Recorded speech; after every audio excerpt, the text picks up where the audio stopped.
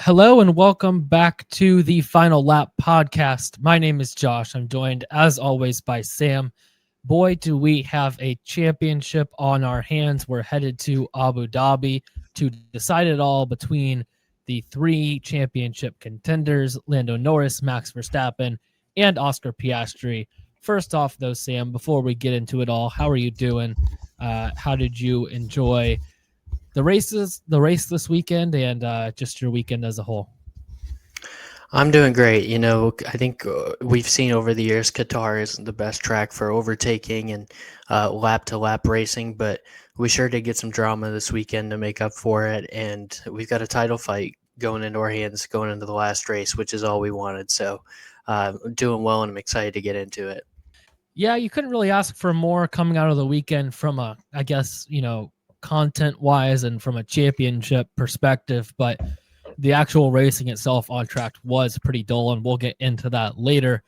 First off, though, your winner from Qatar is Max Verstappen from P3 on the grid. Utilizes a great strategy call with an early safety car, as did the rest of the field, to come in, get new tires, save yourself a green flag pit stop, and uses that to his advantage, wins the race over Oscar Piastri in second. Another really strong showing from Carlos Sainz in third, and then Lando Norris rounding out your championship contenders in fourth. First, just the question has to be asked: how in the world is Max still in contention for this championship? He was down and out. He was down 104 points to Oscar Piastri at one point.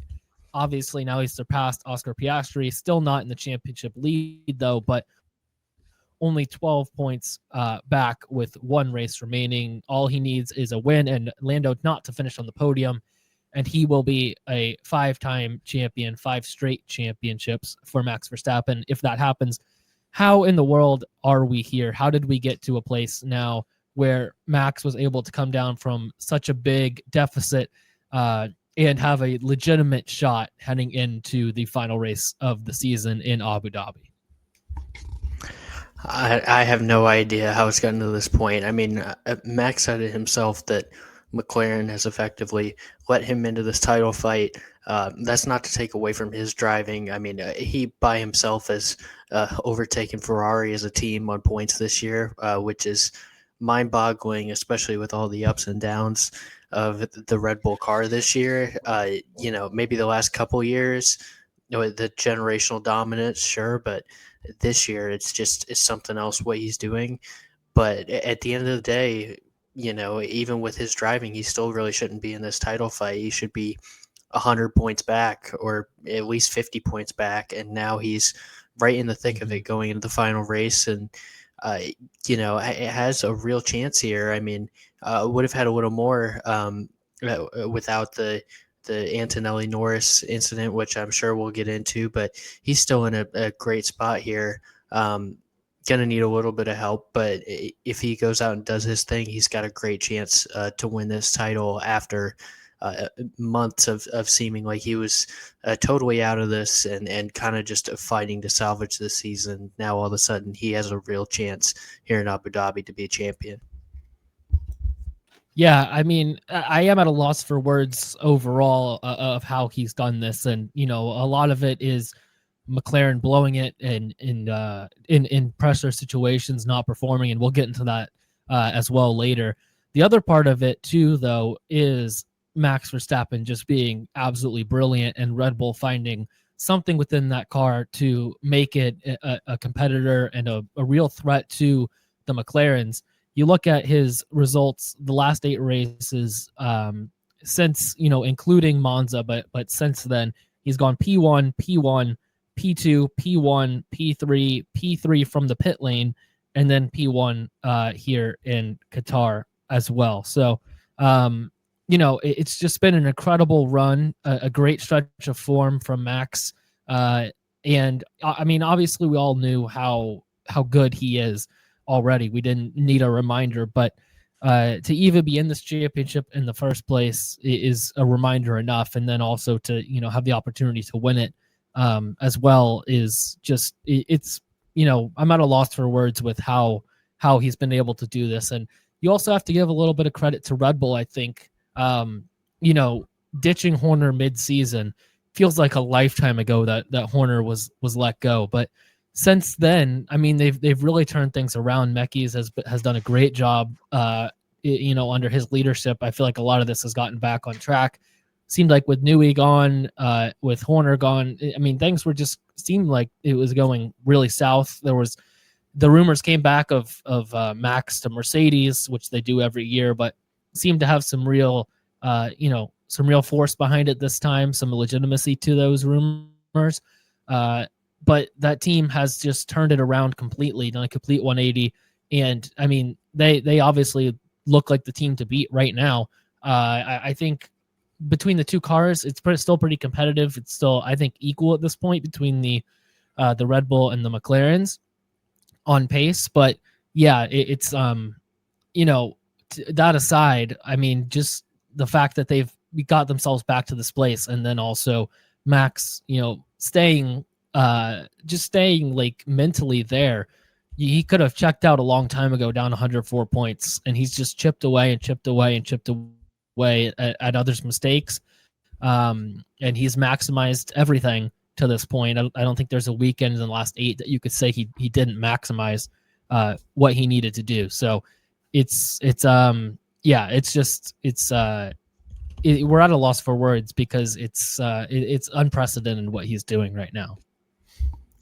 It is, and I think you're absolutely right that we have to give some credit to Red Bull. You know, they've certainly made their mistakes throughout the year, especially bungling the second driver once again in a year where maybe they wouldn't be up there with McLaren, but they would have been a clear number 2 and, you know, ended up with some more podiums and whatnot, maybe another win or two if they get the second driver right. They don't, and again, unfortunately, but to their credit, the Horner decision was absolutely the right one.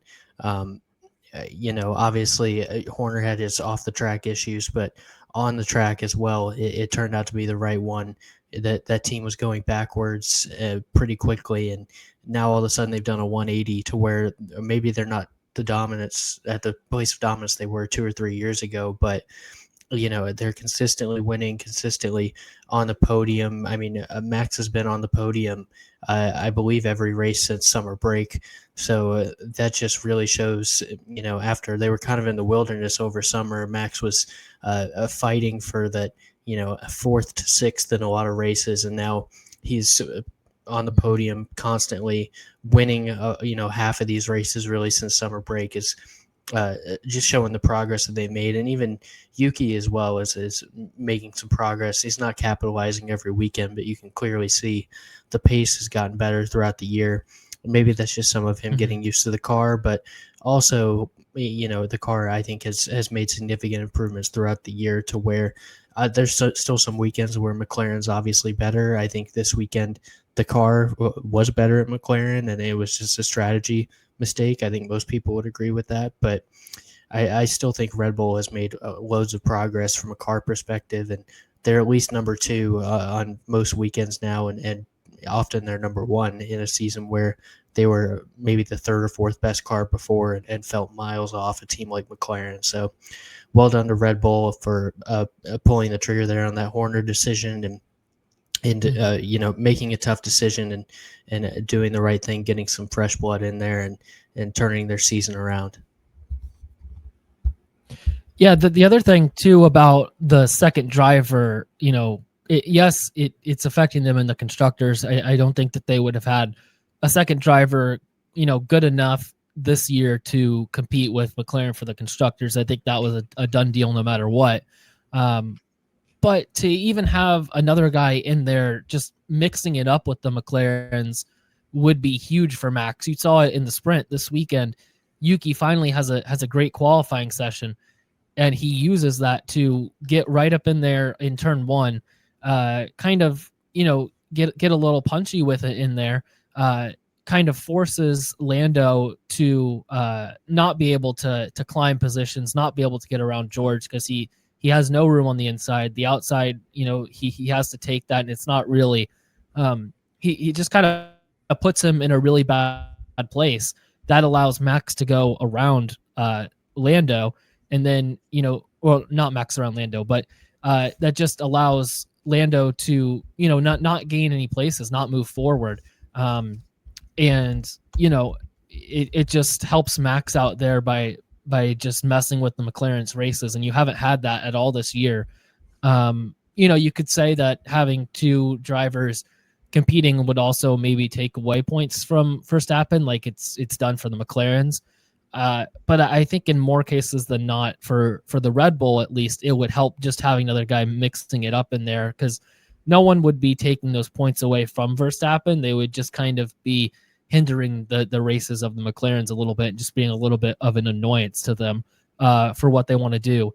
And you kind of finally saw that, at least for a little bit this weekend in the sprint. And they just haven't had that this year due to that lack of second car. Yeah, you're right. And that's something that we talked about before the weekend, the importance of some other teams mixing it up and taking some points off McLaren. I certainly did not see Williams being one of those teams, but credit to them. They've had a great season, clinching P5 this weekend in constructors and getting another podium. They're doing some pretty awesome work down there at Williams. But you're absolutely right. That could make all the difference. That could be the difference. Max could be up 20, 30 points in this title fight if he had some help from his teammates. So, that's going to be an interesting situation to monitor for next year. It sounds like everything's moving towards Hadjar being his teammate. We'll see how it goes. I'm very high on Hadjar with what we've seen this season, but we also know the track record at Red Bull. So that'll be interesting to see going forward. I don't know if Yuki's going to be able to provide much in Abu Dhabi to make a difference, but I'd love to see him up there, not necessarily causing some havoc, but making some moves and for what could be his final race in F1, or at least his last race for we would think a year or two in F1. See him up there fighting in the points positions and all that. We'd love to see that. So I'm fascinated to see what happens there in Abu Dhabi and see where Red Bull goes. We assume with Hadjar in that second driver's seat, how they adapt to that. Yeah, that second seat just continues to be absolutely fascinating from Red Bull. And I'm sure it will be next year as well. Like you said, Hadjar likely going there, but we'll see how that actually pans out going forward. We've had the talks of if it's actually a good thing if you move from V-Carb to Red Bull at this point.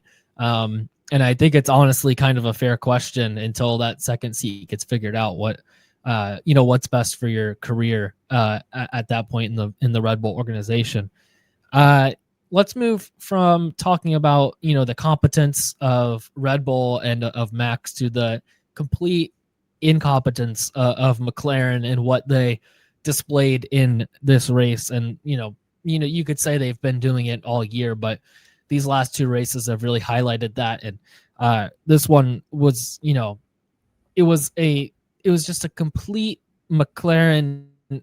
It was a complete McLaren strategy clown show. What they were showing out there. I mean, it's that meme of the pit wall where all of the engineers have the clown face on that you usually see associated with Ferrari. I don't know if McLaren and Ferrari just like swapped people, like they swapped their strategy department at McLaren or at Ferrari for McLaren's 2022. If they swap the 2022 strategy department for Ferrari with the 2022 car development for McLaren, that seems like what's turned out with how slow the Ferrari was this weekend and how dumb the decision making was for McLaren this weekend. It seemed like they just did a complete swap there. And it's just like it's insane how bad they messed that up and how everybody knew how they messed that up right away. I mean, it was pretty obvious. It is a bit of a tricky spot to be in, being the first two in line to make that decision. But regardless, I think everybody knew what the correct strategy call was there. And, I just don't understand what the thought process was of the McLaren pit wall going into that. It's another time where you're at a loss for words just for a different reason than you are for Max. with McLaren just as an organization completely just, I mean, it seems like they're throwing this thing at the end. It's insane what they're doing right now. Yeah, this was just a massive, massive mistake. I mean, there's really no reason to divert from what the rest of the field is doing in that moment, especially when Qatar as a track is so predicated on track position.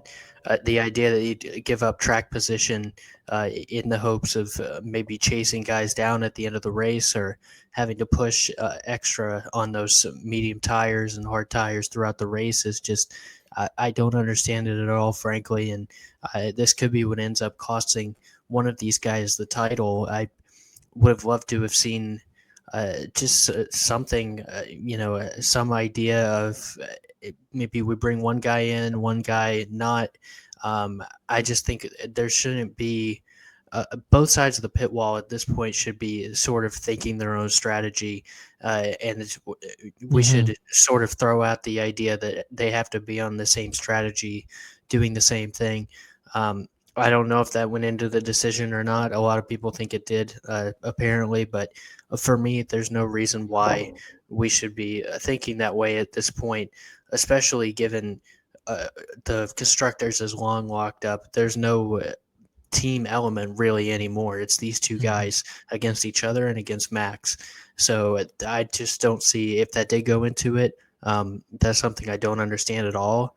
If it didn't go into it, then it's just a major mistake at this point in the championship and the kind of thing that can decide it, even though both drivers drove fine this weekend. Oscar looked great, looked back to his form that we've seen for the first 3 quarters of the season, and Lando overall drove pretty well too. Just a real error from McLaren, and not the first one we've seen this year. So, when Max talks about McLaren's kept me in this title fight, this is what he's referring to. These mistakes over and over again with strategy that they've gotten away with having the fastest car, but that delta to Max has gone down drastically, and now all of a sudden you can't get away with mistakes like that all the time. Yeah, I mean, if I was one of the two McLaren drivers, I'd be just livid with how these last two races have gone. Even to an extent, this whole season, they've given you a rocket ship. Yes, absolutely. That's you have to be thankful for that. But really, other than developing this car into what it is, they haven't done really anything right this season. Handling this inner team kind of dilemma.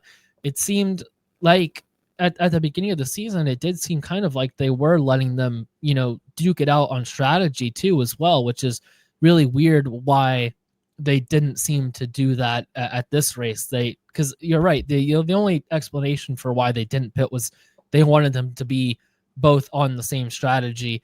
And they would have had to double stack there, which would have cost Lando positions.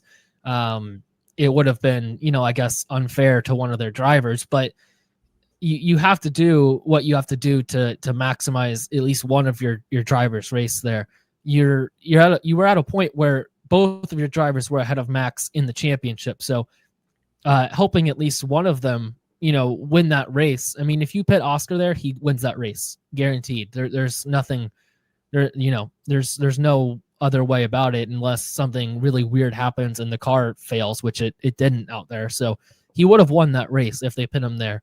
Lando, I mean, he probably loses a few spots. And it's a place where it's really hard to overtake, but you'd think throughout maybe strategy a little later on in the race, or I guess they didn't really have that option because, the 25 lap maximum would have made that a little bit difficult. But, I think that they had opportunities later on in the race for 50 laps to make at least a couple positions up. And get Lando at least back onto the podium. So it was just a complete strategy collapse from McLaren, and it was almost to the point where it was like one of you drivers should have called their bluff, went into the pits, and forced their hand. I know, maybe they wouldn't have been ready. You have to at least let them know, hey, I'm coming in, because if not, then you really, mess up your day if they're not ready in the pits and you have a really long pit stop. But you got to force their hand. At that point, and say, this is wrong, I'm coming in, and then, make them do it, because that was obviously the wrong call. It's hard to do that from behind the cockpit because, you're focusing on so much else. But yeah, it was one of those times where it was like one of these drivers needs to step up and just make the decision for McLaren at this point. Yeah, that was going to be my point, is that that's a tough call to make in the heat of the moment. I will say, though, later in the race, Piastri and then later on Norris sort of forced McLaren's hand to pit a little bit earlier to get on some new tires and go after Verstappen instead of waiting for lap 50. So it could have worked if one of them got on the radio early and was very vocal and made their case. I certainly wouldn't have come in just out of the blue. Like you said, you got to let them know. Like I said, that's a tough heat in the moment judgment call to make. You should be able to rely on the pit wall to be able to do that for you in that moment. But certainly I would have pled my case a little bit more if I was one of either Lando or Oscar. I mean, they, obviously they're focused on maximizing their race. That might not be something they're thinking about if the safety car comes on that exact lap, what they're going to do. But I still think that I agree with you that they could have been a little more vocal, pled their case a little bit more, even though I don't think they should have just come in. Even if they said they were going to and the team said no, I still think it would be tough to come in and then you're maybe end up having some sort of standoff, or they're rushing down the pit lane, to try and make something work, or, out to the car, not down the pit lane. But you get my point that it's very tough in the heat of the moment. I certainly would have pled my case more, but I also don't begrudge them for not just coming in, even if they said they were going to, without the team's permission, I guess, for lack of a better word. Yeah, and to that point, it is scary to, make that call if you're McLaren, because if you pit both of your guys and no one pits behind you, then you have really ruined your race as well. That is the disadvantage of being out front in a situation like that, is you're kind of taking a bit more of a risk because you don't see what the cars behind you have done. Max knew what the two cars in front of him were doing, at least, and was able to make that move. Everyone else made that move as well. So, I see I guess some of the reasoning why McLaren would be a little bit hesitant to make that move. But at the same time, it's like, dog, you guys are fighting for a world championship right now. This is what you are paid to do. You're supposed to be some of the best in the world at this strategy thing.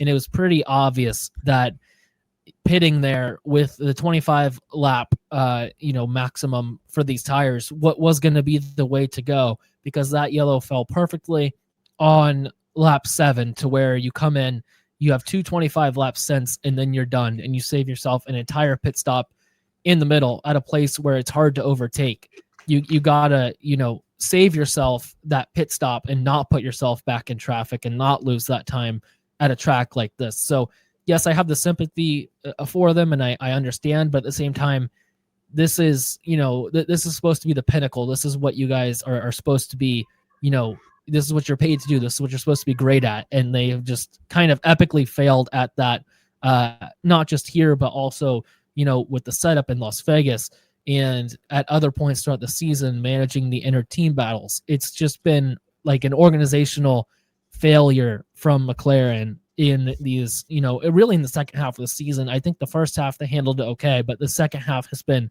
just horrendous. And if I was one of their drivers, I would be really questioning what's going on at the higher levels of the team that has led to this, situation and outcomes like this. Yeah, as would I in a situation like this, because everybody else seemed to be on the same page. There was an article in Motorsport where they were talking about all the other teams, and they had all agreed. They have four of them quoted in here as all agreeing that this was the plan that that they expected everyone to do, and they were surprised that McLaren didn't do it. And even I was watching the international Sky broadcast, and even they interview Vowles on there all the time live from the pit wall, and they got him, and he was saying we were shocked that McLaren didn't pit, and he basically said he would have at least pit one of the drivers, that he did not understand even in the heat of the moment why they didn't do that. So obviously this race could have played out differently, and we'd be talking about this differently. But in hindsight, it's very easy to see that this was a mistake from McLaren, and this is something that even if the drivers weren't ready to make that split second call, the team should have been ready. Pre-race meetings. This is why they run thousands of sims, so they know exactly what to do and exactly how to be ready for every instance, pretty much, that you could possibly imagine on track. So, that's really what it comes down to. I don't put the fault as much on the drivers as I do with the pit wall and just a really unfortunate mistake at an unfortunate time, I guess. Yeah, no, you're right. I was probably putting a little too much on the drivers there to say, come in, but it's also one of those things. You've seen guys like Carlos Sainz always be on the strategy from the car, so it can be done, but it's definitely not their fault what happened with the strategy. You got to rely on your strategy team to make those decisions, and they failed their drivers out there on Sunday. Yeah, I agree, but I also see what you're saying, because we're at a desperate point in the title fight, even though they are coming at it from the lead, at least with Lando. It's sort of a desperate times call for desperate measures thing, and they did have a little bit of time there, a little bit of an edge on the rest of the field, where they could have made that decision and gotten Lando in and been all right. So, it's certainly more on the team than the drivers, but a little bit surprised at the lack of desperation there in the moment to make a move. Yeah, and if this continues, I mean, we only have one race left, but who knows what could happen, and it could be a blown championship for one of the two McLaren drivers.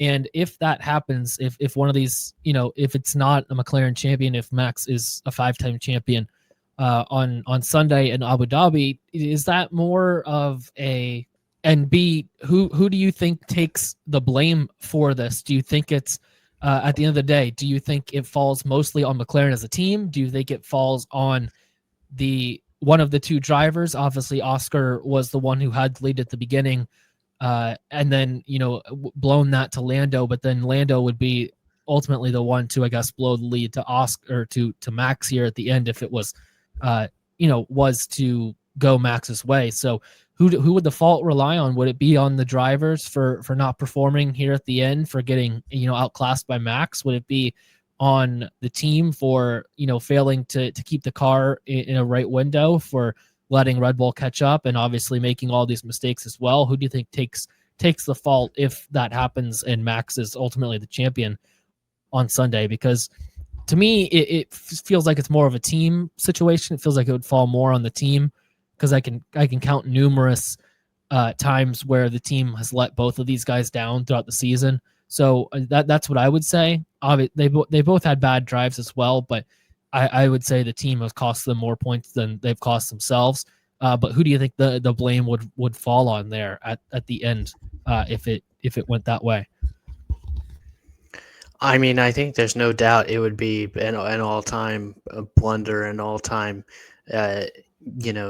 choking away of the season, for lack of a better term. I can't really think of a lot of comps. I'm sure there's a couple across the long history of F1 and motorsport in general, but it would really be an all-timer to lose out to Max at this point, given what we've seen throughout the season, the consistency of the McLaren car, having two very good drivers, on balance compared to the rest of the field, there's really no reason that this should be close, as we've already said.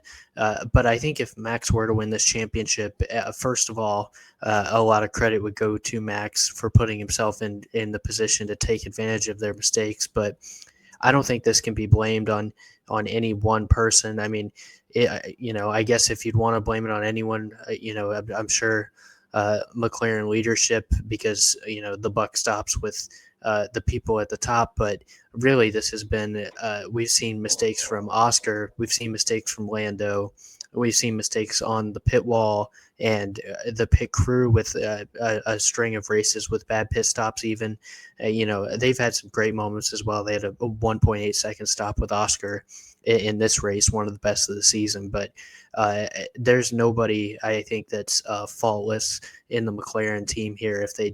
If one of these drivers doesn't come up with the title, they've all had great moments too. There's no one that's just been horrible all season that I would point the finger at necessarily. But I guess other than the engineers and everyone who built that car, because it's still incredibly fast. It's still the fastest, I think, at most, not all tracks anymore, but a good bit of them. So I guess they would be pretty much absolved. But I think everyone else to do with McLaren would have to share some blame here for if one of these drivers doesn't win the title, because there's really no excuses, and they've all made mistakes at different points in the season. Yeah, and I agree with that. I feel like the drivers have definitely made their mistakes at certain points. You had Lando's crash in Canada, where he tried to overtake Oscar, crashed out of the race. You had Oscar's terrible weekend in Baku, the crash in qualifying, the crash in the race. You've had other missed opportunities as well. Lando this weekend was not all that great. Oscar at the first race in Australia, made that mistake in the wet, cost him a bunch of points. So there's been driver mistakes as well, but I feel like the majority of the points that have been lost has been from the team side, especially, and this is going to sound probably counterintuitive to the narrative around who McLaren favors. And this isn't anything to do with them favoring Lando or Oscar. But I think McLaren have probably ultimately cost Lando more points and more of a shot at this championship, because if you look at the mechanical DNF in the Netherlands, that's probably 18 points lost. He was probably going to finish second in that race. The DNF in Las Vegas, which also happened to Oscar, but would have really extended Lando's championship lead and made it so much harder for Oscar or Max to come back and win it. Kind of would have put one hand on the trophy for him. That was a huge loss of points, 25 points for Lando there. This weekend with the strategy cost him a few. There's been other points in the season that have cost Lando as well with strategy or pit stops or whatever. So I feel like, yeah, the drivers have had their moments where they've lost points through their mistakes or whatever, but I feel like the majority of the big chunks of points that have been lost have come from the team, whether that's strategy or setup or mechanical issues. I think that those have been the bigger play and the bigger factor for why the McLaren guys haven't been able to clinch this championship yet, or maybe even at all. I agree. I think we've talked all season about Lando having some inconsistencies, especially earlier in the year. There have been moments where he's lost out a position or two to bad starts, and that certainly can be a big deal across the course of a season. But I think outside of those race starts, the only race where he had a major driver error, that I can remember was that Canada race that cost him some points and felt like a big moment in the championship at the time. But other than that, I agree. He's mostly been let down by McLaren, like you mentioned, the Netherlands and Vegas as well. He has the incident in Austin with Oscar in the sprint. It's been kind of it's been really unfortunate for Lando. Certainly hasn't helped himself at all times. Like I said, dropped some points here and there on his own accord, but I do think that this is an example of if the team had gotten out of his way a little bit, that Lando would probably be a good bit further up. Oscar's had a little bit more of his own mistakes. Baku, to name the most important one, Australia as well.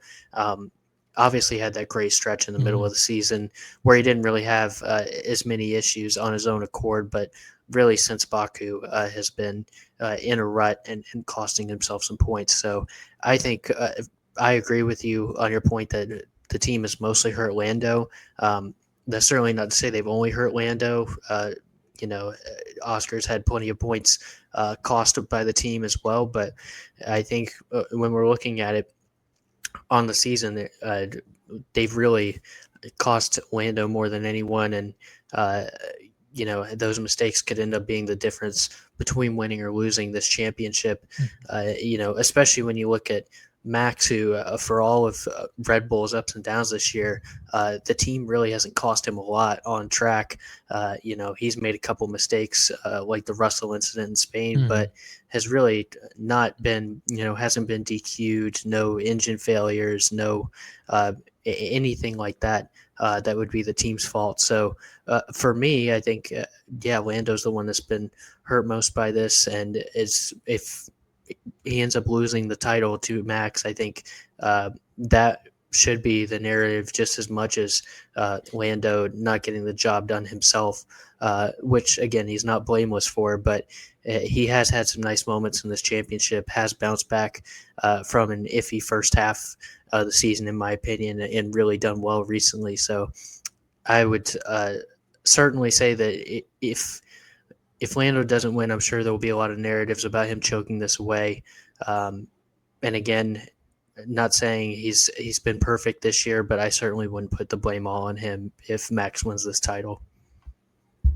Yeah, I agree. There's also been points too where Oscar, has been cost points by the team. Obviously, Vegas being one, but also that strategy decision to let Lando back past in Monza because of the bad pit stop for Lando.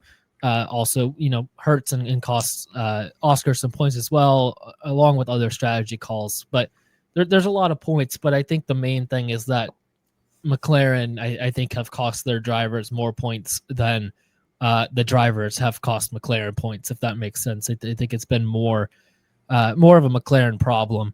And, we're talking about historically as well. The biggest blown leads in F1 history, Jim Clark, in 1964, leading by 20 points. Obviously, a different point scoring system back then. Lost that to John Surtees. Tough loss there for old Jim Clark to lose out on that championship. And then in 2012, Fernando Alonso lost out to Vettel by 44-point lead with 4 races remaining. And that's kind of more of the current championship points payout format. So this would be a huge comeback, by any stretch, by any means. But I think historically that kind of puts it into more context of just how big of a comeback this would be for Max. We were talking about McLaren making bad decisions, hurting their drivers, some strategy decisions as well. They might still have one big decision left to make this season. Let's say, hypothetical, Max is leading the race. There's just a couple laps left. Say George Russell, Kimi Antonelli, Leclerc, whoever you want to put there, is in second. Oscar's in third, and Lando is in fourth. Lando needs the podium to win the championship. Oscar at that point would, I just based on points, his championship wouldn't really be there for him. Would McLaren on the final laps call for Oscar to give up the spot and give that to Lando, ultimately making him the champion? Do you think McLaren would do something like that?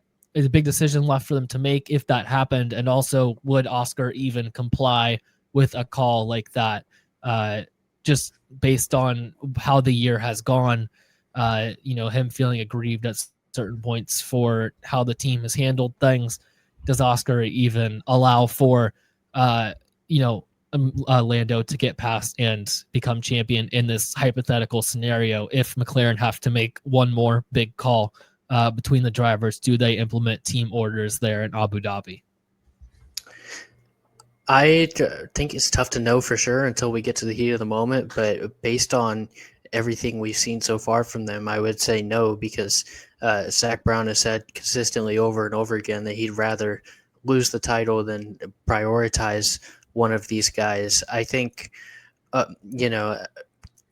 we've already seen Oscar give up points on behalf of the team this season. We saw it in Monza when the two drivers swapped, in the interest of fairness. And I think if Oscar is in a position where he has a chance to win the title, certainly I would not see any reason for him to swap. Obviously, we're talking about it. We're talking about a scenario where Lando needs a position, but obviously anything can happen. Lando or Max could get in an accident, something could happen, and all of a sudden Oscar maybe loses out on the championship because of this. I just think, maybe if it's a last lap, maybe they make some sort of move there. Maybe if, say, Oscar's way back in the race for whatever reason, and they need him to hold up a car and it looks like there's no chance of him making it back up, maybe something like that. But I think if there's any chance, even if it counts on some sort of engine failure or accident, whatever it is, I think if there's any chance for Oscar to still win, I think A, if McLaren wouldn't give team orders, and B, if they did, I think Oscar would be within his right. If you're ever going to refuse team orders, I think a moment like that is the time to do it. So I don't think that they would do it, but who really knows at this point? And Oscar's already kind of sacrificed for the team this year, so I wouldn't be surprised if in that moment he decided not to and did what was best for him, even if it meant costing Lando a title. At that point, you're not really worried about the team because it's the last race of the season, no constructor stakes. This is all about you at this point. So, yeah, I don't think they're going to do it, and if I was Oscar and I still had any chance to win, I don't think I would. Yeah, obviously, I don't think they'd ask that of Oscar if he still had any chance left of winning. But let's say Max is, it was way out front, wins the race. You're on the last lap.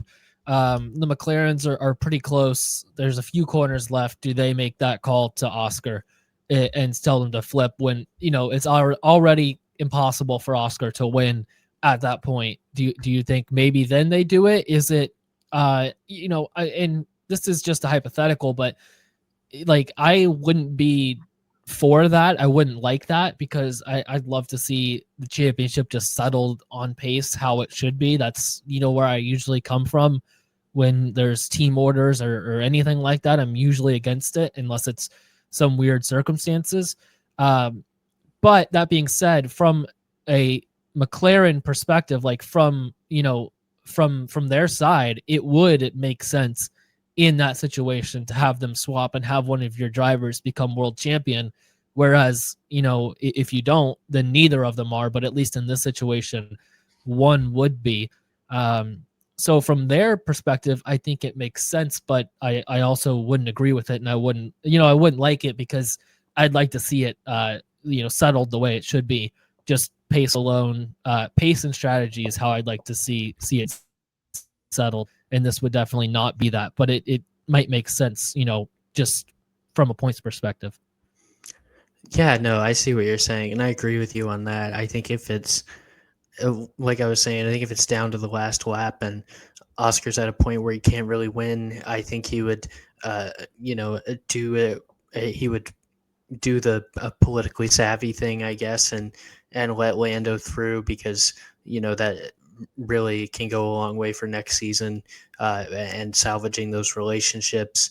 But like I said, I think if it's a position where Oscar has even a 1% chance, I don't think you should have to let Lando through if it's if it's done and dusted and this is the last lap and this is a title decider. I think he would. And at that point, I agree with you that it's not something I would want to see. That's not how I'd want to see this title fight decided, but it's certainly within the realm of possibility. And in that specific instance, I could definitely see Oscar doing it just to save those relationships for down the line within the team.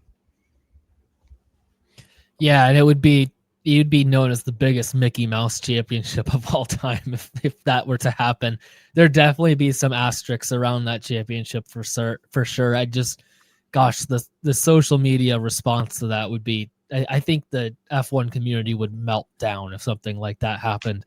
I don't think we're equipped enough to handle. I don't think we have the infrastructure to handle something like that in the F1 community, to be honest. Yeah, I agree. I think we've already seen this weekend how passionate people are about this championship, sometimes going too far, and I think something like that would be, it would be almost an inverse of 2021. There's a lot of controversy over the way that title was decided, but at least it was done on track, and we got to see them duke it out to the end. If it was decided on a last lap team order, I think that would be, that would be the exact opposite, and that would be for all of the faults of 2021. I think that would also be something that we don't want to see this 2025 team orders version. I think the response would be so much worse for this than it would be for 2021. I know that one was heated, but just already people are, the whole Lando being favored by McLaren thing. I think it would all boil over at that point, and Zach Brown, McLaren would be just loathed by the people of Australia. I think at that point, I don't think the Australian Grand Prix next year would be very fun for McLaren to be at least. And speaking of, some of the other situation, like you said, went too far with Kimi Antonelli at the end, losing the spot to Lando Norris. It kind of, on the broadcast from the Red Bull radio perspective for a minute, it looked like Antonelli might have moved over, given that spot to Lando to help, another Mercedes powered car in the championship fight with the Honda powered Red Bull. But at the end of the day, it was just an honest mistake for Antonelli. Just kind of lost the car a little bit going into one of the last corners of the lap on the second to last lap of the race.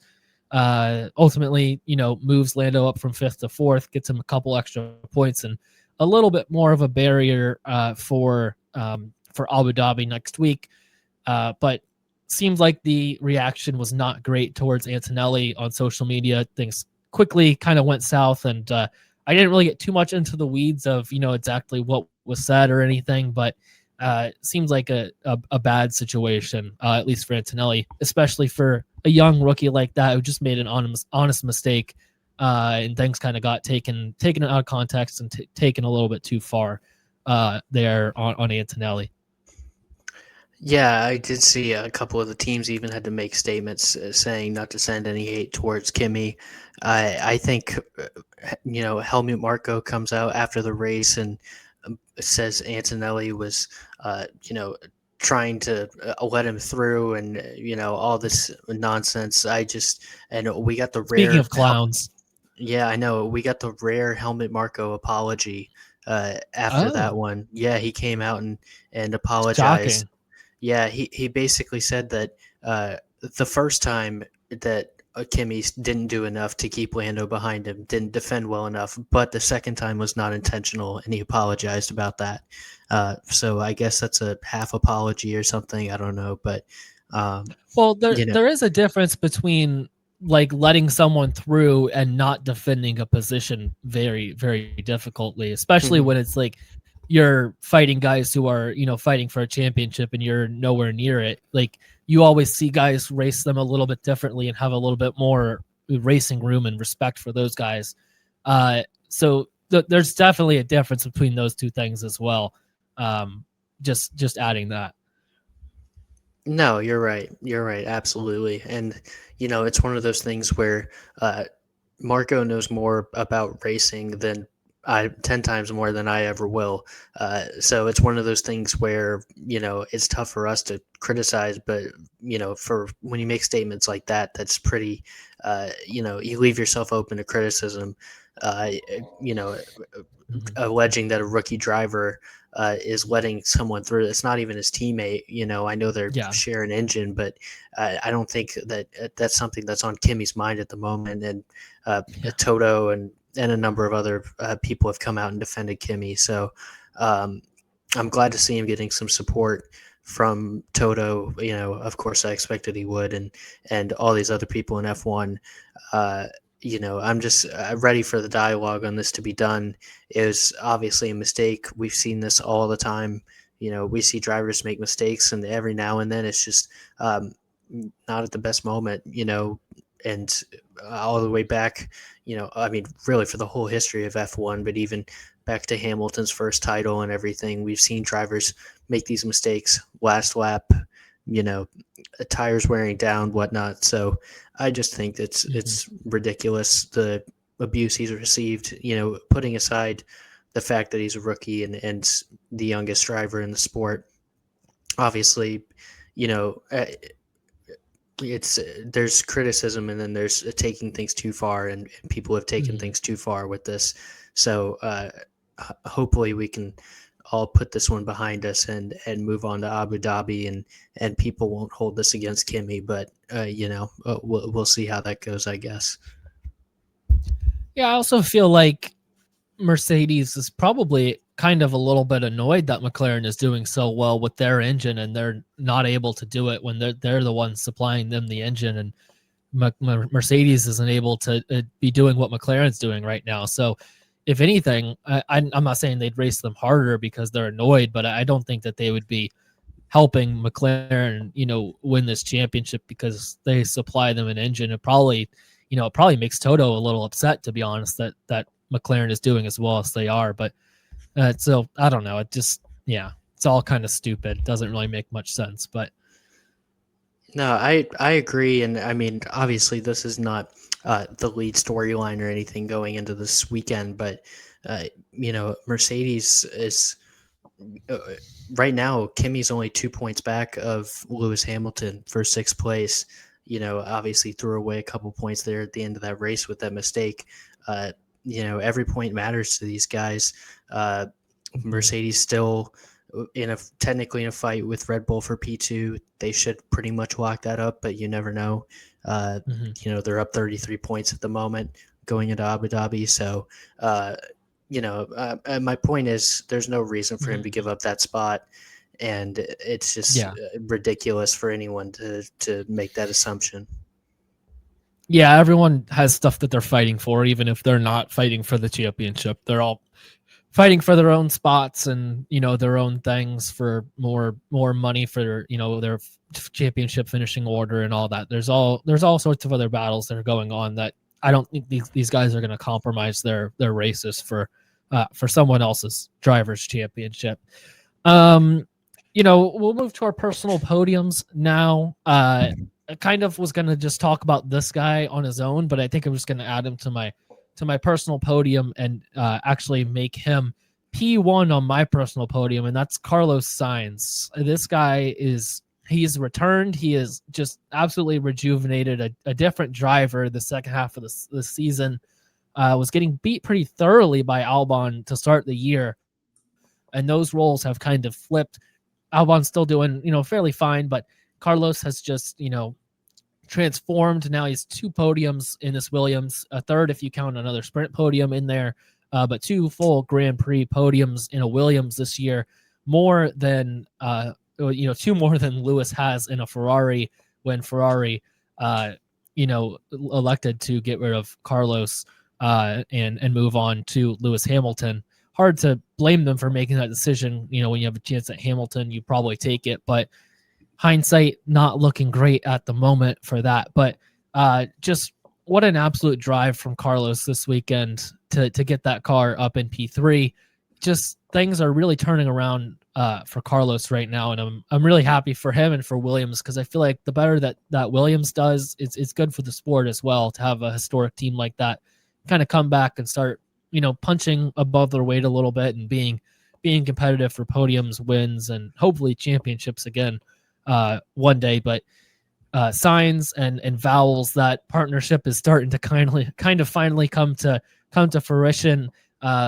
Vowels coming to Carlos's hotel room last year, trying to bait him over to Williams, and it's all starting to kind of work out now for those two. So really happy for Carlos, and just an incredible drive and a great second half of the season. Really excited to see what that pairing has in store for next year. Yeah, I mean, I'm right here with you on Carlos being my P1 for my podium. We've talked in the last couple pods about Carlos's resurgence, and here he is once again, obviously capitalizing on mistakes some in this instance, but even if you finish P5, it would have been a heck of a drive. So to put this car on the podium once again, it's just really, he's had a sensational second half of the year, has made up a lot of ground to Albon after being so far behind him at the start. And yeah, there's just not much more to say. The guy's been great. Williams has been fantastic, as I said earlier. They've made so much progress this season, and I'm glad to see them back up fighting in the points, and even being on the podium a few times this year has been really cool to see. So yeah, I'm easily going Carlos here, P1. I know I've had a streak of winners being P1, but with the McLaren troubles and whatnot this weekend, it wasn't quite the same. Still a great win for Max, and I'm sure he'll be somewhere else on my personal podium, but I'm going to go with Carlos first this week for a great performance in that Williams. Yeah, do you think any part of Ferrari regret getting rid of Carlos at this point with what he's been doing in this Williams? Hamilton really struggling in the Ferrari, honestly kind of seems checked out right now, to be honest, at this point in the season. But Carlos and Williams just keep kind of punching above their weight. Carlos just proving to Ferrari that maybe they shouldn't have taken that seat from him when they did. Do you think maybe Williams or Ferrari is regretting that at this point, or are they happy with their decision going forward in their driver lineup? I think there might be hints of regret, but I don't think that they fully regret it yet. I think that if Hamilton comes out on this form again next year, then certainly they could live to regret it, especially if the Ferrari is a better car next year and fighting for race wins, because then you're really throwing away some opportunities. But I think especially towards the end of the season, the Ferrari car has just been such a mess, and the team feels so deflated right now. I don't know that having Carlos in there, I'm not saying he wouldn't be doing better than Lewis, but I don't think it would make enough of a difference to where there's this massive amount of regret. I think next year we'll see for sure, because Williams could take another step forward, Ferrari could take another step back, or vice versa, and that could really change everyone's mind on the move. So for now, I'm sure when they see him up there on the podium, they have these moments of regret. But you still got a 7-time world champion, and if Lewis can find his form next year, this could be a 180. So for the moment, I would say that they don't fully regret it, but they might soon. Yeah, I think that some of the Lewis stuff is getting a little bleak too. I mean, his comments after the sprint quali, the weather seems nice. The weatherman Lewis Hamilton out there just mixing it up with the meteorology, or local meteorologist Lewis Hamilton, and some of his other stuff about next year, just not really being excited for next season. Seems like there was so much momentum going into this year for that pairing, and it's just seems like it's at a really, really low point right now, to be honest. Yeah, I agree. I think it's, he just seems so deflated. Like you said, that interview earlier in the weekend was just a brutal watch, and it didn't really get any better. He seemed more interested in the race result after the race, hearing that Max won, which he didn't know at the moment. Uh, I think he was more interested in that than talking anything about his own Yeah. race. Uh, and the last few weekends, especially, have just been real bad.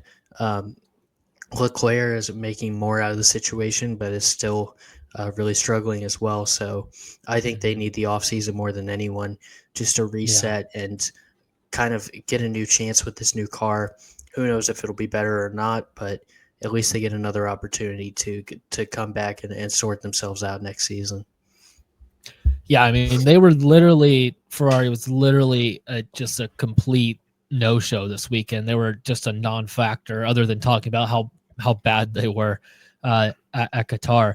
And honestly, if it wasn't for someone else, they'd probably be my stinker of the week. But I think we can guess who that's going to be. In P2, before we get there, I'm going to go with Oscar Piastri for my second on my personal podium. Um, from a driving perspective, he did absolutely everything he could do this weekend. Wins the sprint, wins the races, or not wins the race, but is on pole for the race, and probably would have won the race if McLaren just makes the right strategy decision. Showed real pace in that McLaren and was kind of back to the Oscar we were used to seeing mid-season. Now this is also one of his best circuits, maybe his best circuit on the calendar. So we'll see if that can continue over to next week. And then the other thing too for next week is I wonder how deflated he is from not winning this race, and if that's going to have how he handles that going into next week. If that is a real motivator to kick it up a notch, or if that just kind of deflates him completely. Like, man, even when I do great, I can't win right now, and that might be something that hurts him for next weekend. But from just a driving perspective, this weekend he was spectacular and kind of back on the form that we were used to seeing from Piastri in Europe over the summer. Yeah, that's a great shout there to give him some love. In spite of the strategy calls, he did have a great weekend in the cockpit. Not much more he could have done. Mm-hmm. I went with Max P2 just because he took advantage of Yeah. those McLaren mistakes. Drove a great race. He really couldn't have done much better either. Uh, and yeah, right place, right time. Certainly some of it, but he's doing everything he can to put himself in this title fight. And another fantastic weekend making the most out of the season, Max. So credit to him. He's my P2 for the weekend. Yeah, that's a good P2. He's going to be my P3. Winner of the race, did what he did to get himself right there in the championship. He, on a normal weekend he'd be P1, but I feel like just with the momentum for Carlos and then Oscar, he drove a great race, so you can't fault him for that. I had to put Max at P3. Not anything, he didn't do anything wrong. It's just I don't think on a straight fight he would have had the pace to beat either of the McLarens on Sunday. You could say, yeah, it was a strategy call that put him there, and he did what he needed to do from out front. But that's just why I have him in P3, just for that reason. But nothing else to really add from what you said on Max. It was a great race, and just for what the championship for what it is, it was a really incredible weekend from Max as well. Who's your P3 on your personal podium? Well, honestly, talking through this, you've changed my mind a little bit here. I think I have to go with Oscar because you're right. He did everything that he could this weekend to put himself in a winning position. If they don't make that strategy call and they win the race, I'm sure he'd be my P1. So it's a little harsh to totally leave him off the podium here. So that's a good shout there. But I'll give some love to the other guy who I was originally thinking of in this slot.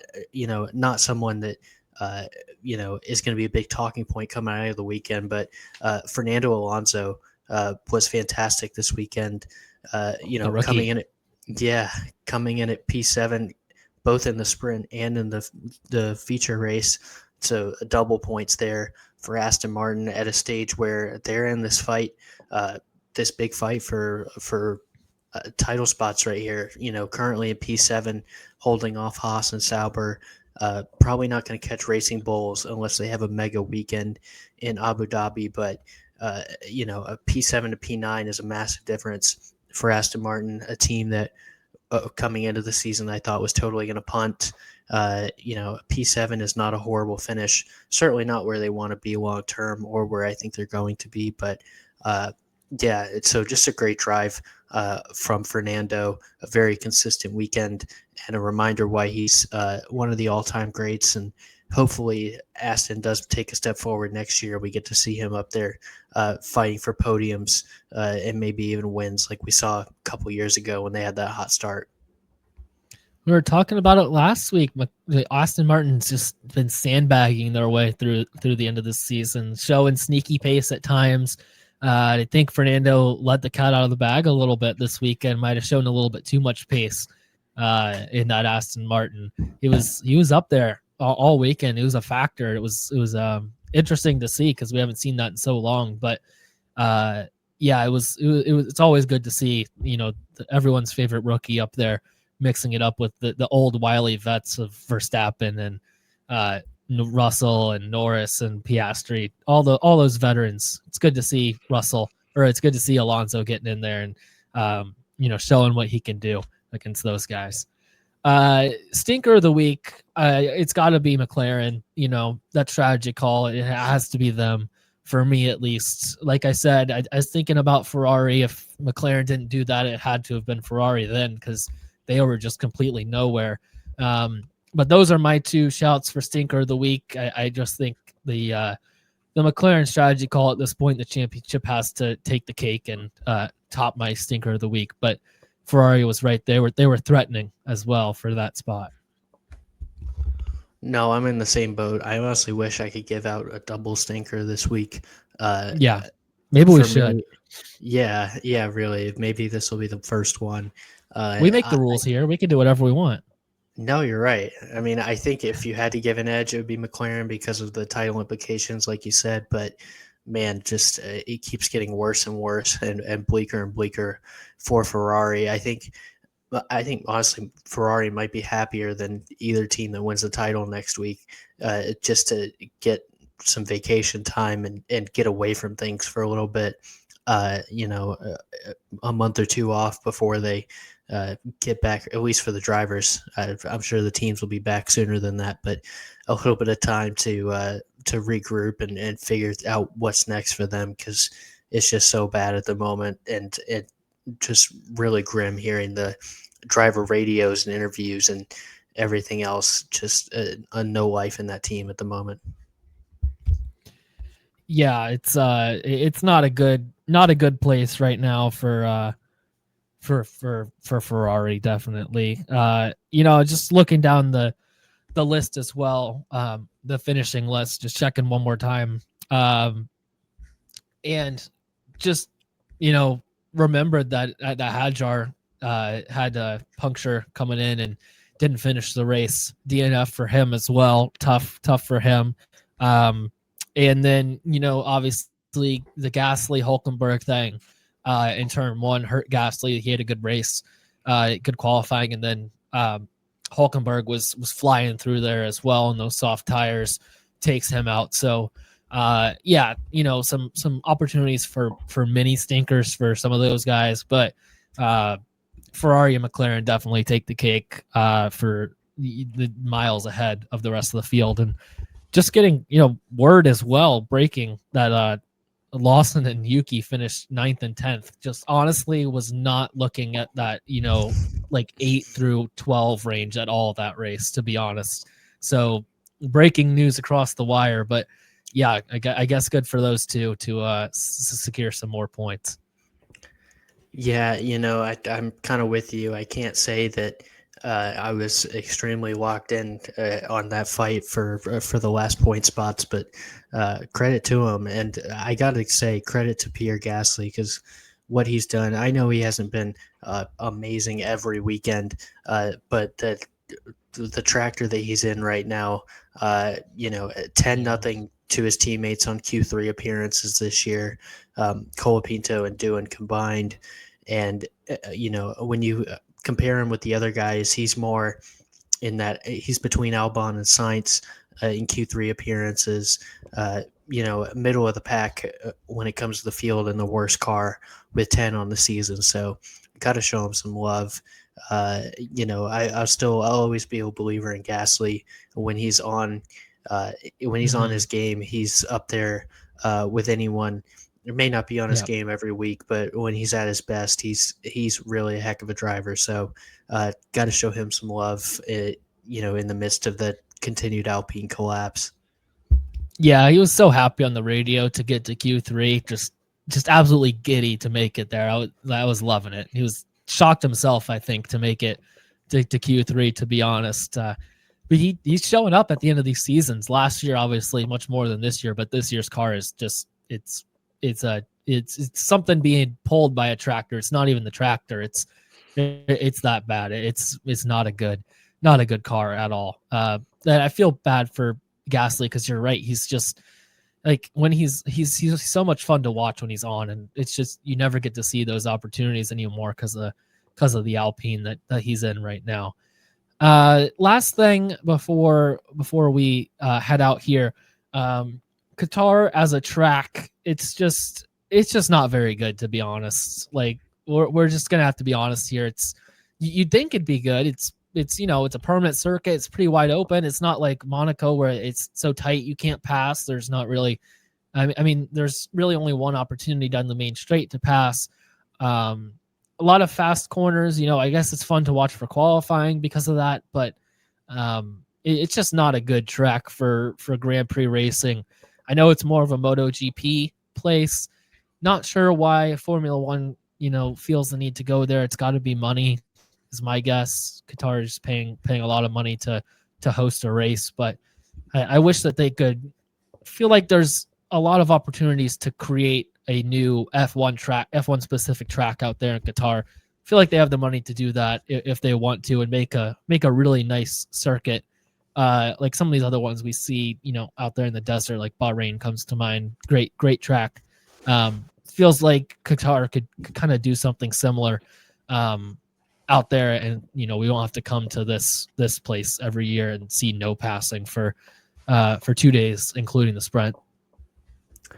Yeah, I agree. I mean, I saw on your notes the question, why does F1 continue to go to Qatar? And it's one of the easiest answers I've had on here. Like you just said, it's money. It's always money. Yeah. I'm sure there's part of it too that it pairs well with the other Middle East races.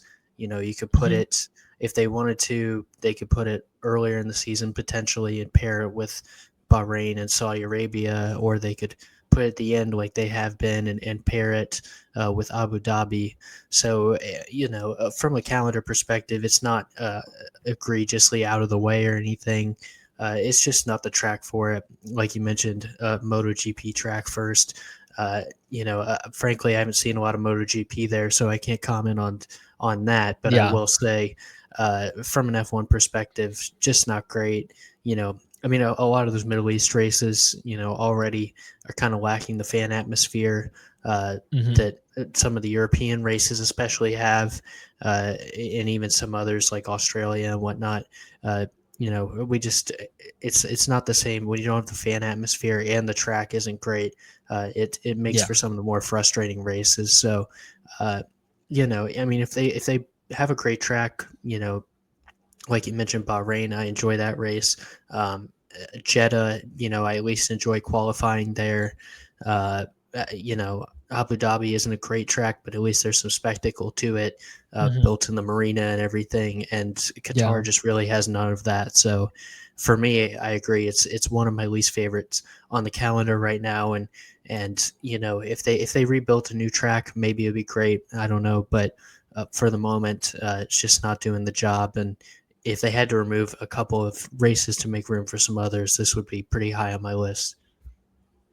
Yeah, it just feels like they could make something like really good if I feel like they have the money to do it. I don't know if they feel the need not to because they already have a track. Just makes sense to race everything on one.